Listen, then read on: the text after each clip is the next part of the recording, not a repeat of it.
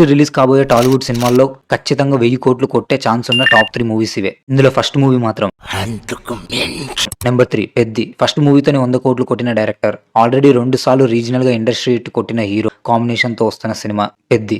ఈ movie team వాళ్ళ promotions and planning and దీనికి ఉన్న హైప్ బట్టి చూస్తే ఖచ్చితంగా 1000 కోట్లు కొడుతుంది అనిపిస్తుంది. ఎప్పుడో రిలీజ్ అయిన చిక్రీ సాంగ్ అయితే ఏకంగా గ్లోబల్ లెవెల్ గా వైరల్ అయిపోయింది. ఇంకా రేపు మూవీ రిలీజ్ అయ్యాక ఎలా ఉంటుందో.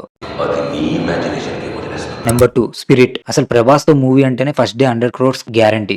డిజాస్టర్ టాక్ వచ్చిన టోటల్ కలెక్షన్స్ మినిమం 400 crores పక్కా. అలాంటిది సందీప్ రెడ్డి వంగ లాంటి బోల్డ్ అండ్ పవర్ఫుల్ డైరెక్షన్ తో వస్తున్న సినిమా స్పిరిట్. బాలీవుడ్ మొగుడు ప్లస్ బాక్స్ ఆఫీస్ కి మొగుడు ఇద్దరు కలిసి వస్తున్నారు కాబట్టి 1000 కోట్లు మిస్ అయ్యే ఛాన్సే లేదు.